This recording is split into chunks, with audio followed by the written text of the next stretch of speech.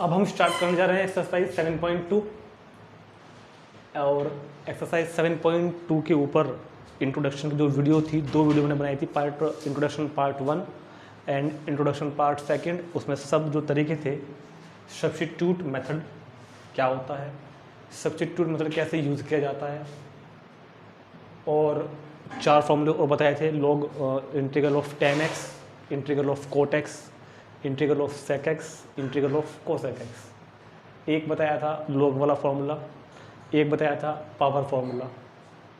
वो सभी फॉर्मूले याद होने चाहिए। जिन्होंने अभी तक वो वीडियो नहीं देखी है उस वीडियो को एक बार ज़रूर देख लें। और फिर एक इंट्रोडक्शन वीडियो पार्ट 2 बनाई थी जिसमें function of x plus b where x plus b should be linear, मतलब जो पावर होनी चाहिए एक्स की वो लीनियर होनी चाहिए। वो फॉर्मूला कैसे यूज किया जाता है वो भी यहाँ यूज होगा, तो उसको भी एक बार जरूर देख लें। और बाकी तो यहाँ बताऊँगा ये भी। तो एक्सरसाइज 7.2 में जो पहला क्वेश्चन है हमारे पास, integral 2x upon 1 plus x square. तो सब्स्टिट्यूट मेथड में जो बताया गया था तरीका, मेन तरीका क्या बताया था कि एक fx होगा। क्या बताया था? Integral fx and f dash x। Integrand जिसे बोलते हैं ना, इंटीग्रैंड में हमको 2 चीज़ें मिलेंगी लिखी हुई, fx और f डैश x। एक fx होगा, एक f डैश x होगा। एक fx होगा, एक f डैश x होगा। बस हमको पहचान करनी है कौन इसमें fx है, कौन इसमें f डैश x है। और फिर fx को t पुट कर सकते हैं। उसके बाद fx को t पुट कर देंगे तो सारा क्वेश्चन डिफरेंशिएशन करने के बाद सारा क्वेश्चन फिर t में ही बदल जाएगा। और t में बदलने के बाद एक्सरसाइज 7.1 का जो मेथड था उससे उसको हम सोल्व कर लेंगे। तो यहाँ बताओ, ये 2x है और ये है 1 upon 1 plus x square. fx कौन है इनमें, f डैश x कौन है इसमें? एक fx है, एक f डैश x है। एक फंक्शन है, एक फंक्शन का डेरिवेटिव है। तो जो ऊपर लिखा हुआ है 2x, तो 2x का तो डिफरेंशिएशन 2 हो गया, वो तो यहाँ पे नहीं है ना। लेकिन जो 1 प्लस एक्स स्क्वायर है, 1 प्लस एक्स स्क्वायर का डिफरेंशिएशन होता है 2x। 1 प्लस एक्स स्क्वायर का डिफरेंशिएशन होता है 2x, वो यहाँ पे है हमारे पास। तो ये बात पहचान करनी पहले बहुत ज़रूरी है कि t किसको पुट करें। तो हम यहाँ पे t पुट करेंगे पहले, तो 1 प्लस एक्स स्क्वायर को t पुट करेंगे, 1 प्लस एक्स स्क्वायर को t पुट करेंगे। अब जब differentiate with respect to x करोगे तो 1 का 0, एक्स स्क्वायर का 2x dx, t का 1 और dt साथ में आता है। तो ये क्या बन गया, 2x dx is equal to dt। ऐसा करने पर हमारा क्वेश्चन सब्स्टिट्यूट जब किया हमने, ये भी सब्स्टिट्यूट किया और ये भी किया, ठीक है। तो 2x dx की जगह पर तो आ गया dt, और अपॉन में जो ये है ना 1 प्लस एक्स स्क्वायर, यहाँ पर कितना आ गया t, dt बाई टी। और dt बाई टी का integral log mod t plus c। अब log mod t की वैल्यू क्या हो गई, 1 plus x square plus c। ये क्वेश्चन का आंसर आ गया। तो पहले पहचान करना है कि t पुट किसको करें, और t पुट करने के बाद उसको डिफरेंशिएट करना है। 1 प्लस एक्स स्क्वायर में 1 का 0, एक्स स्क्वायर का 2x dx is equal to dt। और अब 2x dx की जगह t पुट कर दिया, 2x dx की जगह पे हमने क्या पुट कर दिया, dt। और जो 1 प्लस एक्स स्क्वायर है वहाँ t आ गया, तो 1 अपॉन टी का integral log mod t plus c। और अब t की वैल्यू हमने यहाँ पर लगा कर रख दी, log mod 1 plus x square. जैसे कि मैंने पहले भी बताया था कि यहाँ पर log में mod क्यों लगाया जाता है, ये मैंने बात आपको पहले वाली वीडियो में समझाई हुई है। मगर कभी कभी क्या होता है कि, इसको हटाते हैं बाद में करेंगे यहाँ से, कभी कभी क्या होता है कि पीछे आंसर शीट में पता लगा कि हमने मोड लगा दिया और बाई चांस ऐसा हुआ कि वहाँ पीछे आंसर शीट में मोड नहीं लगा हुआ। तो इसका बात कहीं मैंने जिक्र किया था अभी पहले वाली वीडियो में। तो ये क्या चक्कर है कि ये मोड कभी लगता है कभी नहीं लगता है, कहाँ लगाना है कहाँ नहीं लगाना है, क्या ज़रूरत है। तो पहले तो बात तो ये पता हो कि मोड लगता क्यों है, मोड लगता क्यों है, उसके लिए इंट्रोडक्शन वीडियो सबसे पहले वाले देख लेंगे जाकर एक बार। और किन क्वेश्चन में ये क्यों हटा दिया जाता है। एक्चुअली में बात क्या है कि log के अंदर जो फंक्शन जो वैल्यू होती है ना, ये log x log 1 plus square, ये पॉजिटिव वैल्यू के लिए डिफाइन होती है कि अगर कभी भी हमने लिखा हुआ है f x is equal to log x, तो x should be greater than 0, x यहाँ पर पॉजिटिव ही होना चाहिए, ना तो नेगेटिव होना चाहिए, ना ही जीरो के इक्वल होना चाहिए। तो जिस क्वेश्चन में हमको x के बारे में नहीं पता होता, हमको पता नहीं होता कि ये चीज़ कैसी है, ये जो क्वांटिटी है ये कैसी है, पॉजिटिव है नेगेटिव है, वहाँ तो मोड लगा देते हैं। जब हमको ये नहीं पता होता कि ये चीज़ एक्चुअल में है कैसी, मान लो मैं ये लिख देता हूँ ना, अगर log x या log क्या लिख दूँ मैं x³ - 8, तो अब हमें इसके बारे में पता नहीं है कि ये कैसा है, पॉजिटिव है नेगेटिव है, तो अब मोड लगाना जरूरी है। लेकिन देखो यहाँ पे हमको पता है कि x² है, और किसी भी वैल्यू का, किसी भी संख्या का, किसी भी क्वांटिटी का अगर स्क्वायर करते हो तो पॉजिटिव तो आता है भाई। किसी भी क्वांटिटी का x चाहे कुछ भी होगा, x² तो पॉजिटिव ही होगा ना, और उस पॉजिटिव में हमने 1 प्लस कर दिया तो भी तो पॉजिटिव ही रहा। और पॉजिटिव नंबर पर पॉजिटिव का मोड तो हट जाता है ना भाई। मोड का क्या होगा फॉर्मूला, मोड x की जो वैल्यू कैसे होती है, मोड x की वैल्यू x, मोड x की value x if x greater than और इक्वल टू 0, और मोड x की value -x if x less than 0। तो जब हमको ये पता है कि भाई अंदर की क्वांटिटी पॉजिटिव है, हमको दिखाई दे रहा कि अंदर की क्वांटिटी पॉजिटिव है, तब तो लोग मोड x को हम x ही लिख सकते हैं, मतलब मोड अंदर की क्वांटिटी को मोड से बाहर निकाल लिख सकते हैं, जो हमको पता है। इसको यहाँ भी छोड़ सकते हैं, इसको यहाँ भी छोड़ सकते हैं। लेकिन जब हमको ये नहीं पता होता कि ये अंदर की क्वांटिटी कैसी है, पॉजिटिव है नेगेटिव है, तब मोड में ही छोड़ना है आंसर। ठीक, फिलहाल इस क्वेश्चन का आंसर तो यहाँ भी छोड़ा जा सकता है और यहाँ भी छोड़ा जा सकता है। लेकिन अगर हमको ये ना पता होता, मान लो क्यूब होता, तो क्यूब के बारे में हम कुछ नहीं कह सकते कि ये पॉजिटिव है या नेगेटिव है सोल्व करने के बाद, मतलब तो फिर उसको मोड में ही छोड़ा जाएगा। ठीक है, तो ये थोड़ा सा डाउट रहता है बच्चों के मन में कभी कभी मोड को लेके कि किन क्वेश्चन में मोड लगाना है, किस में नहीं लगाना है, तो मैंने बता दिया है। ठीक है, आइए अब स्टार्ट करते हैं इसके काम देखेंगे। क्वेश्चन नंबर 2, क्वेश्चन नंबर 2 में इंटीग्रल log x का whole square into 1/x dx। क्या क्या मैंने 1/x को मैंने पहले अलग कर लिया इधर से, क्योंकि क्या होना चाहिए, एक fx होना चाहिए और एक f' होना चाहिए। अब हम बड़े आराम से देख पा रहे हैं कि एक यहाँ पे fx है, log x तो fx है, और log x का जो डिफ्रेंशिएशन है 1/x होता है ना, वो हमारा काम कर रहा है f' का। तो t पुट किसको करेंगे, log x को t पुट करेंगे हम, log x को t पुट करेंगे। t पुट करने के बाद जब डिफ्रेंशिएट करोगे log x का 1/x dx is equal to dt, log x का 1/x dx और इज इक्वल टू कितना dt। अब जब ये इन दोनों चीज़ों को हमने वहाँ सब्स्टिट्यूट कर दिया ऊपर, तो क्वेश्चन हमारा क्या बन गया, log x की जगह तो क्या आ गया t² और 1/x dx, 1/x dx की जगह क्या आ गया dt। log x की जगह t तो t², 1/x dx की जगह dt। जब इंटीग्रल करोगे तो t² का t³/3 प्लस c, और अब t की वैल्यू रख दो, t की वैल्यू क्या हुई log x का क्यूब बाई 3 प्लस c। ये इस क्वेश्चन का आंसर। तो बहुत ध्यान से, बहुत प्यार से क्वेश्चन करने हैं, समझते हुए करने हैं। अगर कोई बात नहीं समझ में आ रही है तो नीचे कमेंट कर सकते हैं मुझे बॉक्स में जाकर। तीसरा क्वेश्चन देखते हैं, integral 1/x plus x log x। यहाँ से पहले ये x हम कॉमन ले लेते हैं, x हमने कॉमन ले लिया और ऐसे बाहर निकाल कर लिख दिया। नहीं समझ में आई बात, अरे ये x कॉमन लोगे, जब x कॉमन लोगे तो यहाँ क्या रह गया 1, x कॉमन लिया तो यहाँ पर क्या रह गया log x, और जो कॉमन लिया है x वो मैंने बाहर निकाल दिया था 1/x। क्यों, क्योंकि log x का डिफरेंशिएशन क्या होता है 1/x। भाई एक fx होगा और दूसरा क्या होगा f', तो log x का डिफरेंशिएशन होता है ना 1/x, तो वो हमारे पास कुछ में होना चाहिए ना, पहले कहने के लिखा हुआ, तभी तो पुट करेंगे। तो पुट करो, अब किसको टी पुट करोगे, टी पुट किसको करोगे 1 प्लस log x को, 1 प्लस log x को टी पुट करो, 1 प्लस log x को टी पुट करो, तो जब डिफरेंशिएट करोगे 1 का 0, इस 1 का 0 हो गया, log x का 1/x dx is equal to dt। देखो कभी कभी क्या होता है कि कई बार जब कोई हम चीज़ को हम टी पुट करने वाले हैं ना, जिस चीज़ को हम टी पुट करने वाले हैं उसके साथ प्लस में या माइनस में कोई कॉन्स्टेंट होता है। तो कई बार हमारे मन में ये डाउट आ जाता है कि इसको भी साथ में टी पुट करते टाइम इसको भी लें या ना लें। तो ज़रा एक बात समझने की, यहाँ पे ये डाउट दूर हो जाएगा हमारा भी। मान लेते हैं कि मैं यहाँ पे 1 नहीं ले रहा था, मान लिया मैं सिर्फ log x को ही टी पुट कर रहा था।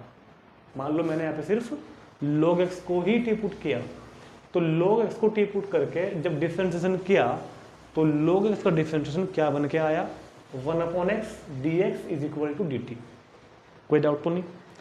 लेकिन जब साथ में यहाँ कॉन्स्टेंट है 1 है और मान लिया मैंने 1 को भी प्लस में ले लिया, साथ में टी पुट करते टाइम इसको भी ले लिया, तो अब मेरे निचले वाले डिफरेंशिएशन पर क्या फर्क पड़ा, क्या प्रभाव पड़ा इस पर?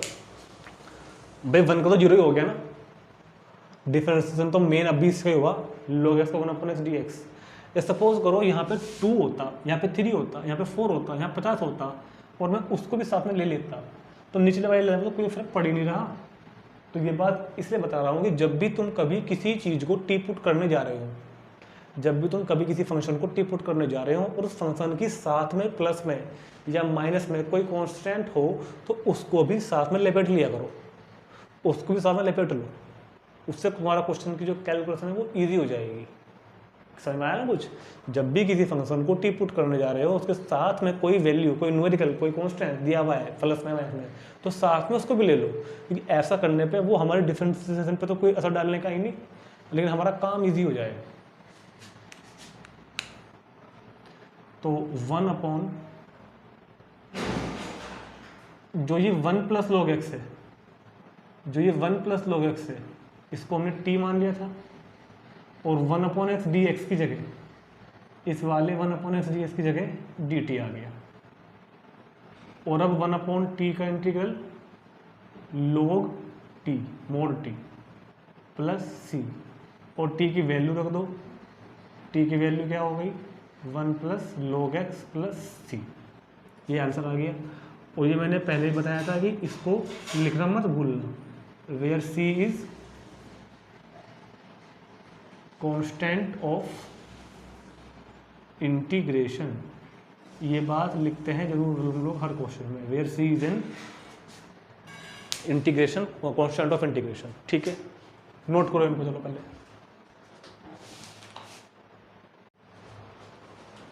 Question number 4, integral sine x into sine cos x dx। तो सब्स्टिट्यूट मेथड कर रहे हैं ना, तो यहाँ पर ये देखना है कि कौन सा फंक्शन f(x) है और कौन सा फंक्शन f(x) का डिफरेंशिएशन यानी कि f'(x) है, क्योंकि जो f(x) होगा उसको हम टी पुट कर देते हैं। तो एक फंक्शन लिखा हुआ है साइन x और एक देखो ध्यान से साइन के जो साइन का जो एंगल होता है ना, साइन के जो अंदर लिखा हुआ है एंगल में कोस x। तो साइन x का डिफरेंशिएशन तो होता है कोस x और कोस x का डिफरेंशिएशन होता है माइनस साइन x। तो यहाँ पर तो 2 के डिफरेंशिएशन दिए गए हैं अगर देखा जाए तो, साइन x का डिफरेंशिएशन कोस x है और कोस x का डिफरेंशिएशन माइनस साइन x है। लेकिन जो कोस x है ना वो साइन मतलब वो एक कोई फंक्शन स्पेशल नहीं रखा हुआ अलग से, कोस x जो है वो साइन के अंदर रखा हुआ है। साइन का जो एंगल होता है, साइन थीटा होता है ना, तो कोस x यहाँ पर थीटा का काम कर रहा है। तो इसको पहले इस तरह से लिखो, साइन कोस x, मतलब दोनों फंक्शन मल्टीप्लाई में है ना, तो ये वाला आप पहले लिख लिया और ये वाला हमने आगे लिख लिया ऐसे, साइन कोस x पहले और साइन x बाद। अब इस वाले कोस x को टी पुट करेंगे, put cos x is equal to T.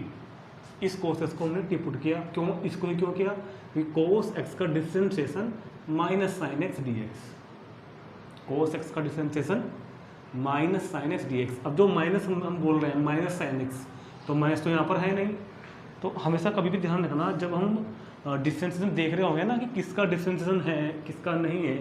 तो जैसे कि यहाँ पे कोस x का है, होता तो है माइनस साइन x, पर यहाँ पे माइनस है नहीं, तो क्योंकि माइनस तो कांस्टेंट का काम कर रहा है, तो कांस्टेंट मतलब जैसे कि -1 होता है, तो कांस्टेंट की हमें कोई टेंशन नहीं लेनी कभी भी। कांस्टेंट को तो हम डिवाइड करके या मल्टीप्लाई करके एडजस्ट कर लेंगे अपने हिसाब से।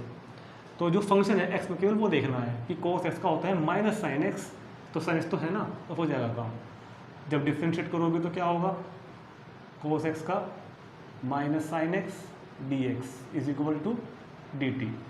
अब इस माइनस को एडजस्ट करने के लिए इसको मल्टीप्लाई कर दो माइनस से पूरी इक्वेशन को, माइनस से मल्टीप्लाई करेंगे तो sine x d x is equal to minus d t, इसको हमने माइनस से मल्टीप्लाई कर दिया। अब इधर साइन और जो ब्रैकेट में कोस एक्स था इसको हमने टी माना था, टी पुट सब्स्टिट्यूट कर रहे हैं ना टी, और जो साइन एक्स डी एक्स है, साइन एक्स डी एक्स की जगह कौन आ जाएगा, माइनस डी टी, ऐसे ब्रैकेट में साइन कोस एक्स की जगह पर टी आ गया साइन टी, और जो साइन एक्स डी एक्स है वहाँ पर आ गया माइनस डी टी। अब ये माइनस तो बाहर निकल जाएगा इंटीग्रल से, इंटीग्रल होना है सिर्फ यहाँ पर साइन टी का with respect to t. Sine t का इंटीग्रल क्या होता है, minus cos t plus constant c, तो minus minus plus cos t plus c, t की वैल्यू को वापस लाकर, टी की वैल्यू क्या थी हमारे पास, cos x plus c, answer. ठीक है, next question number 5, sine a x plus b into cos a x plus b. तो यहाँ भी ऐसा ही है, साइन का डिफरेंशिएशन कोस रखा हुआ है या कोस का डिफरेंशिएशन माइनस साइन, बस साइन रखा हुआ है, तो हम इसको दोनों ही मेथड से कर सकते हैं, किसी को भी टिप पुट करके कर सकते हैं, चाहे साइन को टिप पुट करके कर दें तो भी हो जाएगा, चाहे कोस को टिप पुट करके करें तब भी हो जाएगा, क्योंकि साइन का डिफरेंशिएशन कोस भी रखा हुआ है और कोस का डिफरेंशिएशन माइनस साइन भी यहाँ पर रखा हुआ है, दोनों से क्वेश्चन हो जाएगा। और देखो इंटीग्रल में ना कभी कभी ऐसा होता है कि जो ट्रिग्नोमेट्रिकल जो हम ट्रिग्नोमेट्रिकल फंक्शंस का इंटीग्रल करते हैं तो हमारे आंसर थोड़े से अलग आते हैं, थोड़े से अलग का मतलब बुक से मैच नहीं कर सकते, कई बार ऐसा हो जाता है, क्योंकि जैसे कि यही क्वेश्चन है, हम साइन में इंटीग्रल अगर साइन को टिप पुट करके करते हैं तो थोड़ा सा आंसर अलग आएगा, कॉस को टिप पुट करके करते हैं तो आंसर अलग आएगा, लेकिन वो दोनों ही इक्वल होते हैं।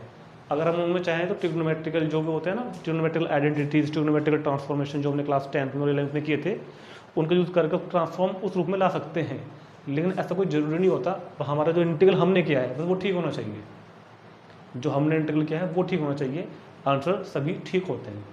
तो इसको हम पुट करते हैं, साइन को टी पुट कर देते हैं, sine a x plus b is equal to t, और जब डिफ्रेंशिएट करोगे यहाँ पर तो साइन का differentiation cos x plus b, sine x plus b का कोस एक्स प्लस बी, और अब एक्स प्लस बी का भी तो होगा, एक्स प्लस बी का ए, एक्स का 1, बी का 0, साथ में d x is equal to d t. भाई ऐसे तो करते थे, साइन एक्स प्लस बी का कोस एक्स प्लस बी और एक्स प्लस बी का ए। अब हमारे पास तो cos x plus b d x है, क्या है, cos a x plus b d x, तो ये जो अब ए है इसको हमने इधर अपॉन में ले आए डी टी बाई ए, ताकि जब हम सब्स्टिट्यूट करें तो साइन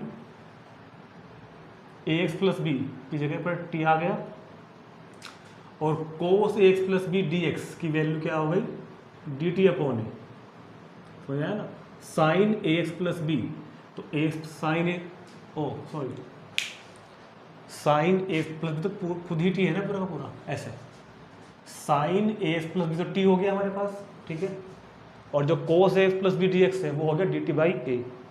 अब यहाँ से हमने क्या किया, इस ए को हमने बाहर निकाल लिया क्योंकि तो कॉन्स्टेंट है, इंटीग्रल तो किसका होना है, टी का, टी इंटू डी टी, तो क्या बनेगा 1/a, टी का integral t square by 2 plus c, तो t square upon 2a plus c, t की वैल्यू रोज में लाकर, टी की वैल्यू क्या हो गई, sine a x plus b, तो टी की वैल्यू यहाँ देख रहे हैं sine a x plus b by 2a plus constant c, ये इसका आंसर हो गया, sine square a x plus b upon 2a। अगर हम इस क्वेश्चन को मान लो कोस पुट करके करते, हमने साइन पुट किया है ना, अगर हम कोस पुट करके करते तो हो सकता था आंसर हमारा अलग आता। और क्वेश्चन नंबर 5 है ना, क्वेश्चन नंबर 5, और ऐसा ही है, और ऐसा ही है, उसमें देखो पीछे आंसर थोड़ा अलग आया हुआ है, क्योंकि जिस तरह से हमने किया है ना इस क्वेश्चन को, हमारा आंसर अलग आ रहा है कि हमने टी सब्स्टिट्यूट करके किया है, जबकि बुक में जो आंसर किया है वो टी सब्स्टिट्यूट करके नहीं किया गया। अब मैं आप लोगों को बताता हूँ कि बुक में जो क्वेश्चन किया है वो कैसे किया हुआ है, ध्यान से सुनना मेरी बात। मैंने इस चैप्टर की जो इंट्रोडक्शन की एक वीडियो बनाई थी पार्ट 2, उसमें फॉर्मूले कराए थे function of a x plus b वाले। तो अगर हम ध्यान से देख रहे हैं अगर आप लोग, तो function of a x plus b तो बन रहा है ना यहाँ पे, जो 12-13 फॉर्मूले लिखवाए थे, प्रूव भी कराए थे ना function of a x plus b वाले। तो हम function of a x plus b वाले मेथड से भी कर सकते हैं, इस तरह भी कर सकते हैं, ये तो है सब्स्टिट्यूट वाला मेथड। और अगर हमें function of a x plus b वाले मेथड से करना है इस क्वेश्चन को, तो उसको भी कराता हूँ, देखते हैं कैसे होगा उससे, और उससे हमारा आंसर फिर वो मैच भी कर जाएगा। लेकिन ये भी गलत नहीं है, ये भी बिल्कुल ठीक है। एक आंसर और भी आ सकता है तीसरा, अगर मैं कॉस पुट करके करता हूँ तो आंसर थोड़ा, तब आंसर अलग आएगा। साइन पुट करके किया तो ये है। और जो function of a x plus b वाला मेथड है उससे देखते हैं अभी उससे क्या आएगा। तो और इसी क्वेश्चन को हमने क्या किया, देखो ध्यान से, इसको 2 से डिवाइड और 2 से मल्टीप्लाई कर दिया हमने, 2 से डिवाइड और 2 से मल्टीप्लाई कर दिया, ताकि हमारा ये क्या बन जाए, क्या बन गया ये 2 साइन ए कोस ए। 2 साइन ए कोस ए क्या होता है, 2 साइन ए कोस ए होता है साइन 2a, साइन 2a यार फॉर्मूला होता है ना ट्रिग्नोमेट्री में, 2 साइन ए कोस ए क्या होता है साइन 2a। अब बहुत ध्यान से देखो, 1/2 साइन 2 की मल्टीप्लाई कर दीजिए हमने अंदर, 2ax plus 2b into d x, ये हमने क्या कर दिया, साइन की मल्टीप्लाई कर दी। अब जो उस वीडियो में इंट्रोडक्शन पार्ट 2 में मैंने आपको function of a x plus b के फॉर्मूले लिखवाए थे, समझाए थे, प्रूव करवाए थे, वहाँ पर अगर आपको ध्यान हो तो integral of sine a x plus b का इंटीग्रल क्या था, साइन का integral, sine a x plus b का इंटीग्रल क्या था, साइन का इंटीग्रल था minus cos a x plus b, sine a x plus b का इंटीग्रल क्या था minus cos a x plus b, और एक्स के कोफिशिएंट से डिवाइड, याद आ गया ना। तो बन तो रहा है sine a x plus b, तो sine a x plus b का इंटीग्रल क्या होगा minus cos a x plus b, minus cos a x plus b, और अपॉन एक्स के कोफिशिएंट से डिवाइड, किससे 2a से। ये फॉर्मूला लगाया है, इसके लिए मैंने पूरी एक वीडियो बनाई थी स्पेशल कि किस तरह बताया था मैंने उस दिन, उसको देख लेना उसको एक बार। Sign a x plus b का minus cos a x plus b और एक्स के कोफिशिएंट से डिवाइड। तो देखो अब हमारा आंसर पूरा मैच कर गया, माइनस 2 × 2 = 4a इंटू कॉस, और यहाँ पर 2 हमने जो है छोड़ दिया है, ये वाला, इस 2 को कॉमन ले लेते हैं तो क्या बन गया ax प्लस बी। अब देखो बच्चों बहुत ध्यान से, बुक में आंसर यही आ रहा है, आंसर वो भी सही है, मेथड वो भी सही है, वो सब्स्टिट्यूट मेथड है, ये डायरेक्ट वाला मेथड है function of x plus b वाले फॉर्मूले से। तो अब आंसर पीछे हमारा यही आ रहा है, तो चाहे तो ऐसे करना चाहे ऐसा करना, कोई प्रॉब्लम नहीं है, ठीक है। उतार लेंगे इसको, और अब देखते हैं क्वेश्चन नंबर 6। तो ऐसा होगा, खासकर ट्रिग्नोमेट्री वाले में तो जरूर होगा ऐसा, ट्रिग्नोमेट्रिकल फंक्शन वाले का जो इंटीग्रल करते हैं उनके आंसर अलग हो सकते हैं, लेकिन वो सब ठीक होते हैं। 6 integral of a x plus b, तो कैसे करेंगे इसको, integral of a x plus b d x. मैं हमेशा कहता हूँ और अब भी कह रहा हूँ कि जब भी कोई क्वेश्चन करें तो उसको पहले वीडियो को पॉज करके वहीं के वहीं उस क्वेश्चन को एक बार पहले खुद से ट्राई करें, खुद सोचें उसको कि कैसे करना है, ठीक है ना। और जब वो अगर हो रहा है तो हो ही गया, और नहीं हो रहा है ना तब देखना है इसको कि कैसे कराया है। तो इस क्वेश्चन को भी मैं आपको 2 मेथड से कराऊंगा, क्योंकि मुझे को तो दोनों मेथड समझाने हैं, मेथड ऑफ सब्स्टिट्यूशन समझाना है, और जो function of x plus b का इंटीग्रल जो करना बताया था, जिसके लिए 12-13 फॉर्मूले अलग से बताए गए थे, उससे भी करना है। कौन सा मेथड कब लगाना है ये बात भी बताई गई थी, फिर से बता रहा हूँ एक बार। ये डिपेंड करता है क्वेश्चन के नंबर्स पर। क्वेश्चन अगर यही क्वेश्चन 2 नंबर में या 3 नंबर में आता है, तब आप इसको सब्स्टिट्यूट मेथड से टी पुट करके करें, ताकि वो कम से कम 5-6 लाइन में तो होगा ना, क्योंकि function of x plus b से तो क्वेश्चन एक लाइन में हो जाता है डायरेक्ट वहीं का वहीं। जब हम आगे पहुंचेंगे बड़े बड़े क्वेश्चनों पर, एक्सरसाइज 7.6 में, 7 में, वहाँ बड़े बड़े क्वेश्चन होंगे, और वहाँ पर ये क्वेश्चन एक बड़े क्वेश्चन के बीच में बन के आएंगे, ठीक है, वहाँ पर हम डायरेक्ट कर दिया करेंगे। तो फिलहाल तो हम इसको दोनों मेथड समझाने हैं, तो मैं इसको दोनों से करा चलता हूँ। तो सबसे पहले क्या करते हैं, ax प्लस बी की पावर 1/2 लिख लेते हैं इसको ऐसे, रूट को लिख लिया। अब पुट किया ए एक्स प्लस बी को t, a x plus b is equal to t. जब डिफ्रेंशिएट करोगे तो ए एक्स का 1 बी का 0 साथ में d x is equal to d t. तो डी एक्स की वैल्यू क्या आ गई, d t upon a. D x की वैल्यू क्या आ गई, डी टी अपॉन ए। तो क्वेश्चन क्या बन गया, ए एक्स प्लस बी की जगह तो क्या सब्स्टिट्यूट किया था, टी पावर 1/2, ठीक है। और जहाँ डी एक्स है, जहाँ डी एक्स है वहाँ पर डी टी अपॉन है। अब ये 1 अपॉन है तो बाहर आ जाएगा, कॉन्स्टेंट है। इंटीग्रल होना है टी की पावर 1/2 का विद रेस्पेक्ट टू टी के।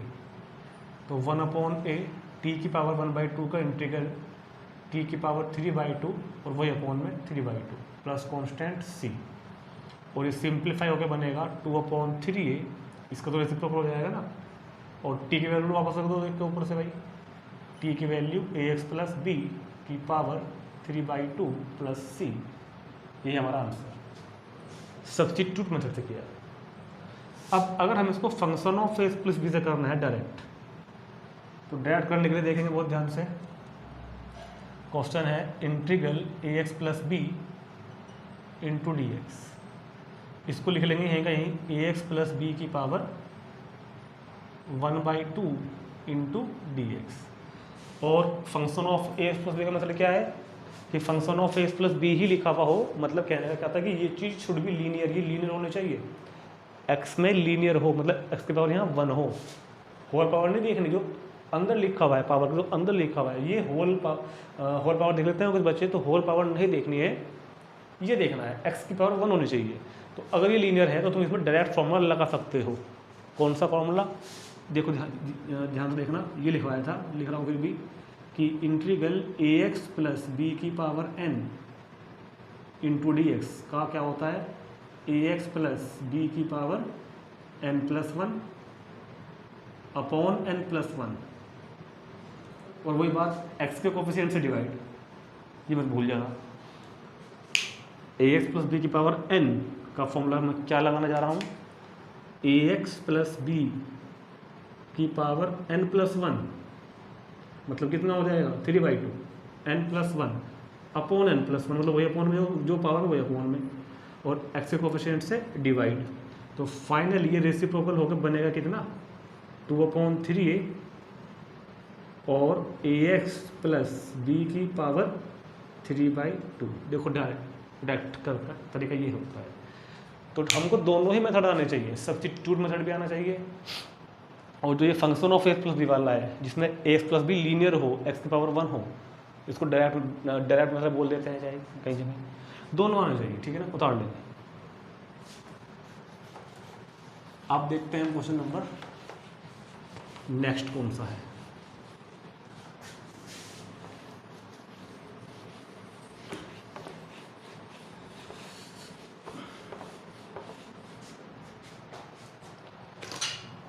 Question number 7।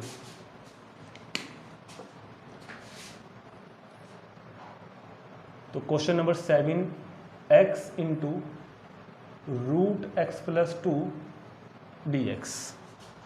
क्वेश्चन नंबर 7 है root x plus 2 into d x. अब मान लेते हैं क्वेश्चन पेपर में आ गया हमारे पास, तो यहाँ पर तो क्योंकि पेपर में कभी भी कोई ये लिखा हुआ नहीं आता कि कौन से मेथड से करना है, वहाँ तो लिखा है कि इंटीग्रल करना है सिर्फ आपको। तो हमको सबसे पहली बात है पहचान किससे करेंगे, क्योंकि यहाँ पर तो डिफरेंशिएशन भी नहीं रखा हुआ कहीं पर। x+2 का डिफरेंशिएशन 1 होता है, और जो बाहर x लिखा हुआ उसको भी 1 ही होता है। तो ये इस तरह के कुछ स्पेशल क्वेश्चन होते हैं, इनमें टी पुट करके भी हो जाएगा, ठीक है ना, टी पुट करके भी हो जाएगा। अब टी किसको पुट करेंगे, तो इस तरह क्वेश्चन में हमें याद रखना कि जो ये रूट के अंदर है ना, इसको टी पुट करेंगे हम लोग, रूट के अंदर वाले को, मतलब शॉर्ट में बात करें तो इसको हम सब्स्टिट्यूट वाले मेथड से ही करने वाले हैं। पुट करेंगे x+2 इज इक्वल टू कितना होगा t, डिफ्रेंशिएट करो, x का डिफ्रेंशिएशन 1 मतलब कि dx, 2 का 0, तो dx is equal to dt हो गया, x का 1 2 का 0 मतलब 1 into dx is equal to dt। और साथ साथ एक काम और कर लो, इसी से x की वैल्यू क्या आ जाएगी, इसी से x की वैल्यू क्या आ जाएगी t-2। क्योंकि जब हम सब्स्टिट्यूट करते हैं ना तो सारा क्वेश्चन अब टी में आ जाना चाहिए। एक्स की वैल्यू तो क्या हो गई t-2 और रूट एक्स प्लस 2 कितना हो गया t, रूट t, ठीक है। और जहाँ dx था वहाँ क्या बन गया dt, जहाँ पर dx था वहाँ क्या बन गया हमारे पास dt।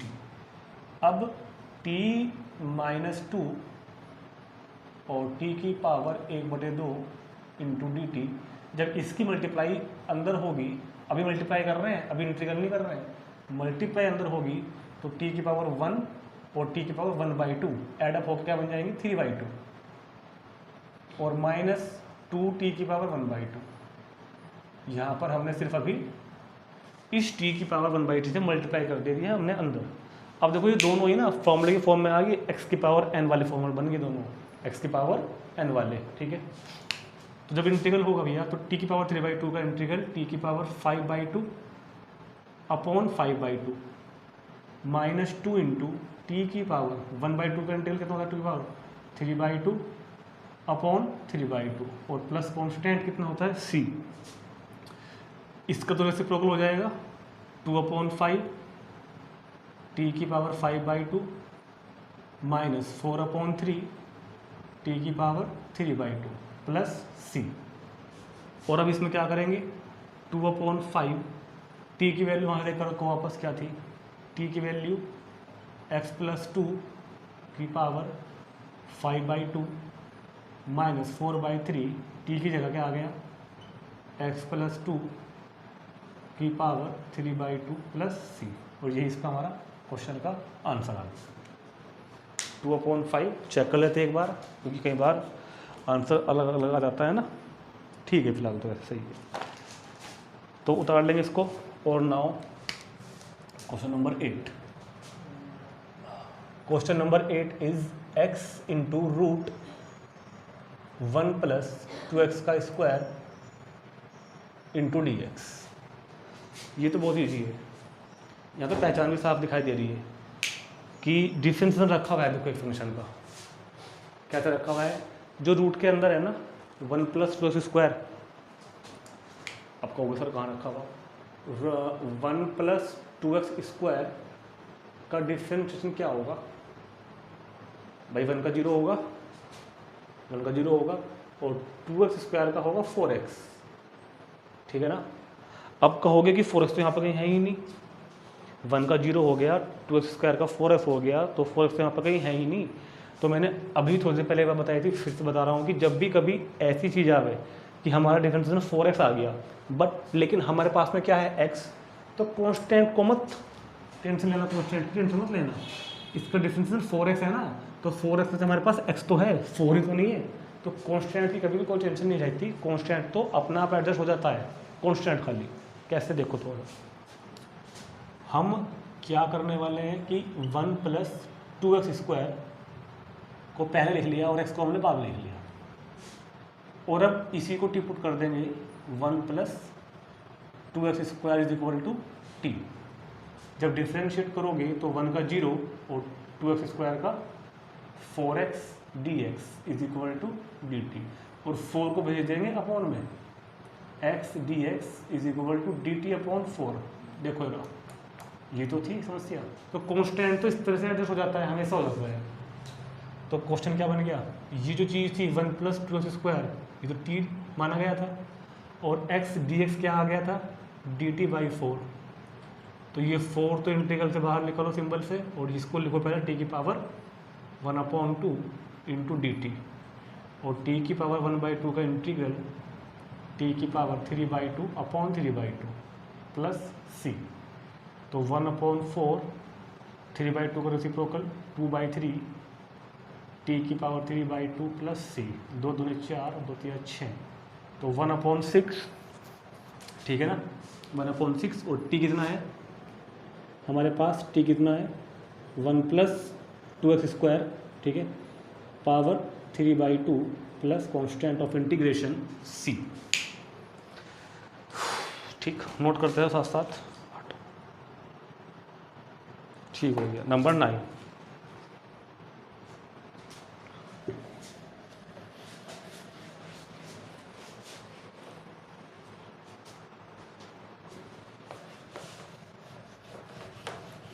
इसके बाद देखते हैं question number 9।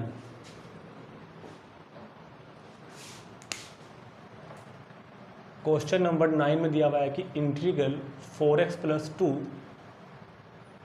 Into square root of x² + x + 1 into dx।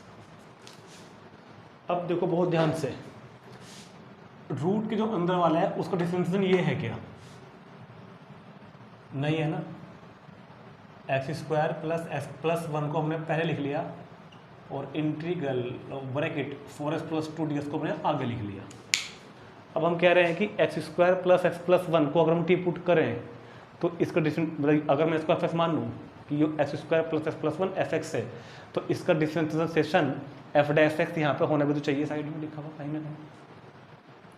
तो x² + x + 1 का डिफरेंशिएशन क्या होता है?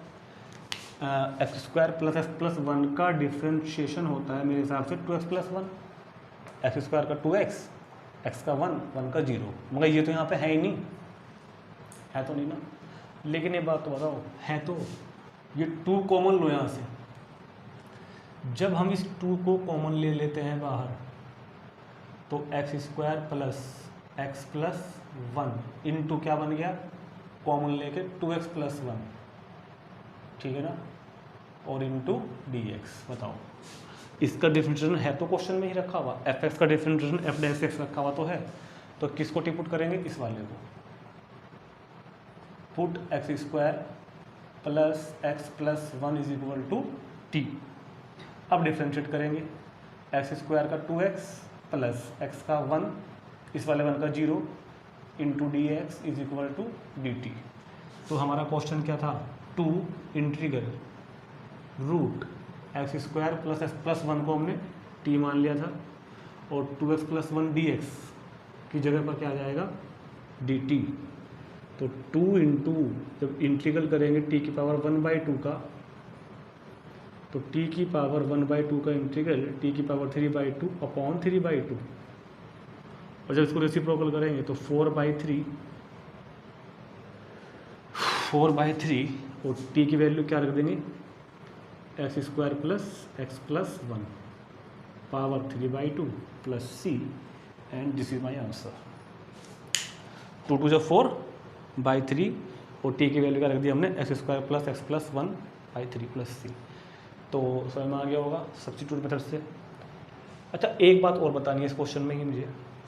अगर हम, जब हम इस लाइन पर आ गए थे, यहाँ अभी हमने कुछ पुट नहीं किया, हम इस लाइन पर आ गए थे, कहाँ पर आ गए थे? 2 x² + x + 1 into 2x + 1 into dx,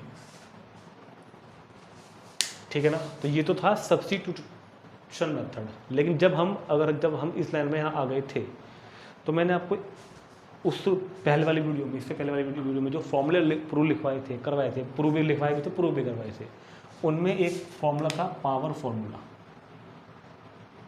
उनमें एक फार्मूला था पावर फॉर्मूला। और पावर फॉर्मूला क्या था? एक बार याद दिला देता हूँ, इंटीग्रल fx की पावर n का। लेकिन जब fx का डिफरेंशिएशन मल्टीप्लाई में रखा हुआ हो, तब fx की पावर n का इंटीग्रल जब उसका डिफरेंशिएशन मल्टीप्लाई में रखा हुआ हो, तो डायरेक्ट लिख सकते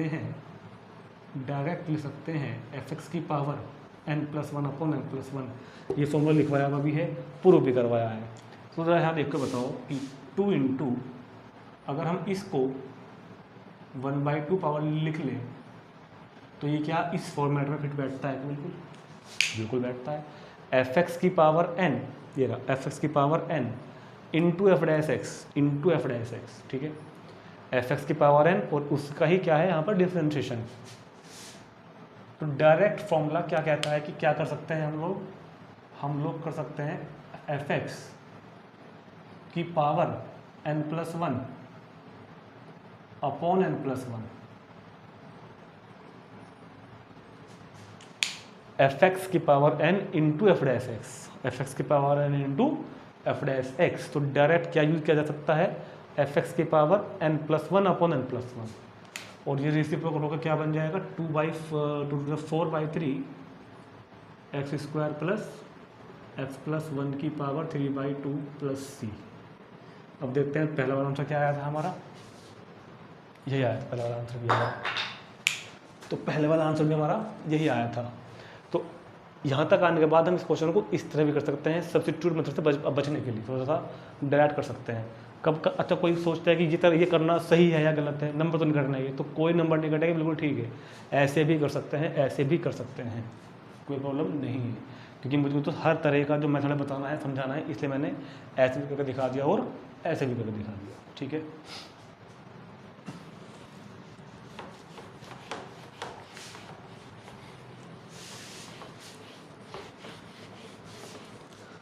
question number 10, 1/(x - √x) dx। देखो अब क्वेश्चन ये शुरू होगी जो होंगे तो सब्स्टिट्यूट मेथड से ही, मगर अब तक क्या था ना, क्वेश्चन में हमको उसका जो डिफरेंशिएशन था वो बस एकदम से रखा हुआ मिल रहा था कि भैया ये fx है और ये f(x) है, तो हम देख के पता लगा रहे थे एकदम से कि भाई इसको टिक पुट करना है, करना भी वही काम है, लेकिन पहले थोड़ा सोचना पड़ेगा आपसे यहाँ पर कि कौन fx है, कौन f(x) है। और अगर कई बार fx और f(x) को पहचानने में प्रॉब्लम आ रही है तो थोड़ा सा क्या कहते हैं उसको, सिंप्लीफाई वगैरह करके, कॉमन वगैरह लेके उसको उस फॉर्म में लाना पड़ता है क्वेश्चन को, जैसे कि यहाँ पर होगा। अगर हम उसको अभी देखें ना, और हम ये मान के चलें, क्योंकि हमारी मेंटलिटी ये है ना फिलहाल कि हम एक्सरसाइज 7.2 कर रहे हैं तो मेथड ऑफ सब्स्टिट्यूशन ही लगेगा, क्योंकि हमको पता ही है पहले से ही भाई जब हम एक्सरसाइज करते हैं तो जो वो पर्टिकुलर एक्सरसाइज जिस टॉपिक जिस मेथड की होती है तो वो हमारे माइंड में पहले बात आ जाती है कि भैया ये तो उससे ही होगा।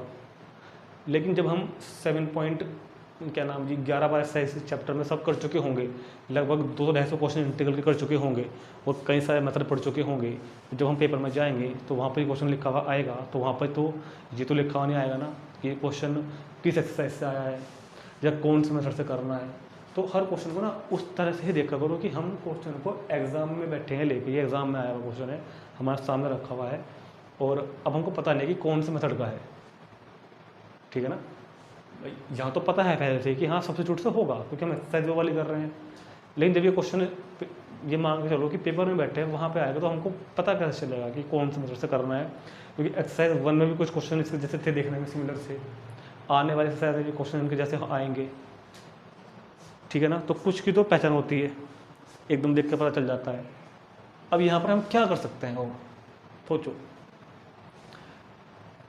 देखो अलग अलग अपन तो कर नहीं सकते, फैक्टर भी नहीं कर सकते, कोई a+b² वगैरह भी फॉर्मूला नहीं बन रहा है, ठीक है ना। तो हम क्या करते हैं कि यहाँ से कॉमन लेते हैं कुछ। एक बार बताओ, इस वाले x को ऐसा लिखा जा सकता है क्या, √x × √x, और ये तो है ही √x पहले से, भैया इसे कैसे लिख लिया हमने √x × √x, और अब अपॉन में से ही √x को कॉमन ले लो, √x को कॉमन ले लो, ये लिख लिया सर, कॉमन लेकर मैं इसको इधर लिख लिया, ये लो, ये √x, यहाँ से √x कॉमन उधर निकाल लिया। अब जो ये अपॉन में लिखा हुआ है, अपॉन में पुट √x - 1, इसको टी पुट कर दो, अपॉन वाले √x - 1 को टी पुट कर दो, क्योंकि √x का डिफरेंशिएशन 1/2 √x, √x का जब डिफरेंशिएशन करोगे तो क्या आएगा 1/2 √x, 1 का 0 होगा, इंटू dx = dt, जो 2 अपॉन में है उसको उधर भेज दो मल्टीप्लाई में, तो 1/√x dx = 2dt = 2dt, इस 2 को उधर भेज दिया हमने। तो ये बता दो ये चीज़ बन गई कितनी, ये चीज़ बन गई कितनी, सब्स्टिट्यूट कर रहे हैं ना,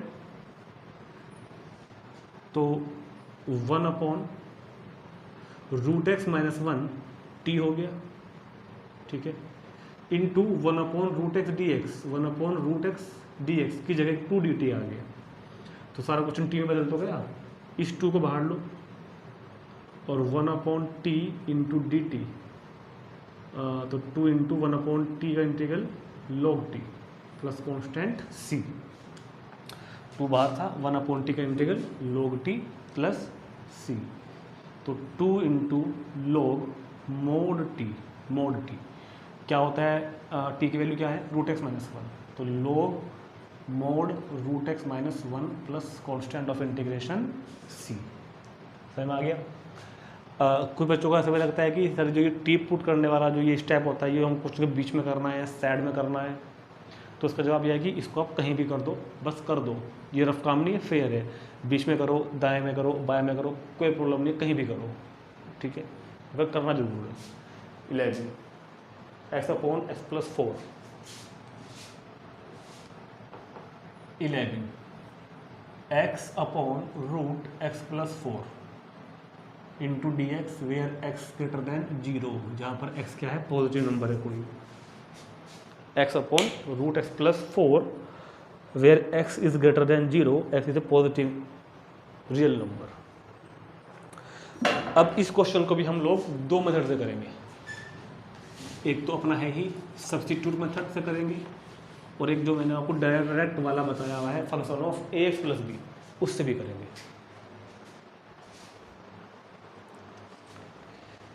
तो क्या कर रहे हैं भाई, इसमें हम लोग पुट कर रहे हैं क्या, x plus 4 is equal to t.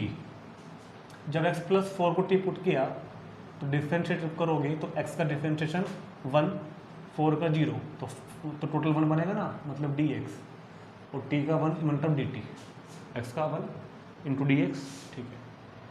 और x की वैल्यू क्या आ जाएगी उससे निकल के, x की वैल्यू इससे क्या आएगी, t माइनस 4, dx की जगह पर क्या आ गया dt, और रूट x प्लस 4 की जगह पर क्या आ गया t। सारे क्वेश्चन हमने t में ही कन्वर्ट कर दिया, वही हमें करना होता है। अब इसको अलग अलग अपॉन में कर लो, t के अपॉन में रूट t माइनस 4 के अपॉन में भी root t into dt, t की पावर 1 और ये पावर होती है 1/2, तो t की पावर यहाँ क्या बच गई 1/2 माइनस 4 इंटू ये अपॉन में 1/2 पावर है ना, तो ऊपर लिखी जाएगी माइनस के 1/2 पावर इंटू dt। जब इंटीग्रल करोगे तो x की पावर n का फॉर्मूला लगेगा, क्या होता है t की power n plus 1 upon n plus 1 minus 4 into t की power n plus 1 upon n plus 1। अगर किसी को ये नहीं समझ में आ रहा है कि इंटीग्रल कैसे हो रहा है, t की पावर 1/2 ये कैसे बन रहा है, तो सबसे पहली वाली वीडियो है इंट्रोडक्शन वाली, वो देख लेंगे एक बार, उसमें बताया हुआ है कि ये कैसे बन रहा है। फिर भी बता देता हूँ एक बार। फॉर्मूला होता है x की power n into d x का x की पावर n प्लस 1, पावर में 1 प्लस करो और वही अपॉन में, तो जब 1/2 में 1 प्लस करोगे तो क्या बनेगा 3/2 और वही अपॉन में। ऐसे इधर t की पावर n मतलब कि माइनस 1/2 में जब 1 प्लस करोगे तो बनेगा 1/2, माइनस 1/2 में जब 1 प्लस करोगे तो क्या बनेगा 1/2 और वही अपॉन में।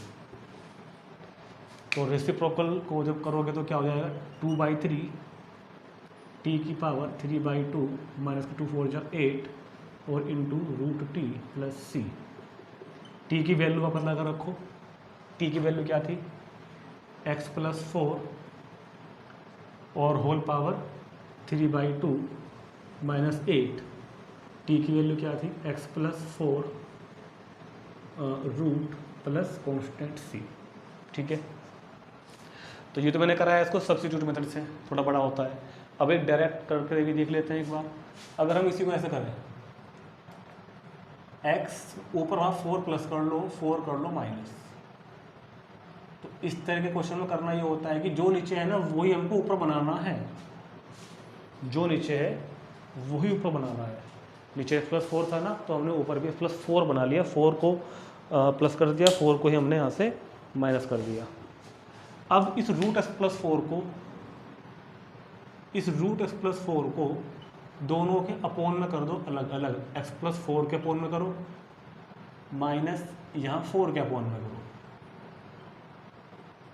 दोनों के अपोन में कर दो अलग अलग। और जिस तरह वहाँ बताया था कि ये तो इसकी पावर 1 है और नीचे इसकी पावर 1/2 है, तो एक पावर में से 1 पावर में से जब 1/2 पावर माइनस करोगे तो यहाँ बनेगी 1/2 पावर, और ये पावर अपॉन 1/2 है ना, तो ये क्या लिखी जाएगी x प्लस 4 की पावर माइनस 1/2। देखो ध्यान से क्या हो रहा है, एक्स प्लस 4 की पावर ये 1 थी, ऊपर नीचे हाफ थी, तो डिवाइड में पावर क्या होती है, माइनस होती हैं, तो क्या बन गई 1/2 -4 अपॉन में पावर 1/2 थी, तो जब ऊपर लिखोगे तो क्या बनेगी -1/2। और अब ये देखो function of ax plus b वाला बन रहा है क्या, इंटीग्रल ax प्लस बी की पावर n बन रहा है क्या, इंटीग्रल ax प्लस बी की पावर n का क्या फॉर्मूला लिखवाया था और प्रूव भी कराया था, ये वाला कि पावर में एक बढ़ाओ वही अपॉन में और x के कोफिशिएंट से डिवाइड, ax प्लस बी की power n into d x का ax प्लस बी की power n plus 1 upon n plus 1 और x के कोफिशिएंट से डिवाइड। तो ax प्लस बी, a कौन हो गया यहाँ पर 1 हो गया, a यहाँ पे 1 हो गया, ax प्लस बी, तो क्या बनेगा ax प्लस बी की पावर n प्लस 1, मतलब पावर में प्लस 1 कर दो वही अपॉन में और x के कोफिशिएंट से डिवाइड, मतलब 1 से डिवाइड, वो तो हो ही गई ऑटोमेटिक पहले से ही। ऐसे यहाँ पर x प्लस 4 की पावर 1 प्लस कर दो तो 1/2 वही अपॉन में और x के कोफिशिएंट से डिवाइड और प्लस c। तो ये जब उल्टा घूम के रेसिप्रोकल में आएगा तो क्या आएगा भाई, 2/3 x प्लस 4 की पावर 3/2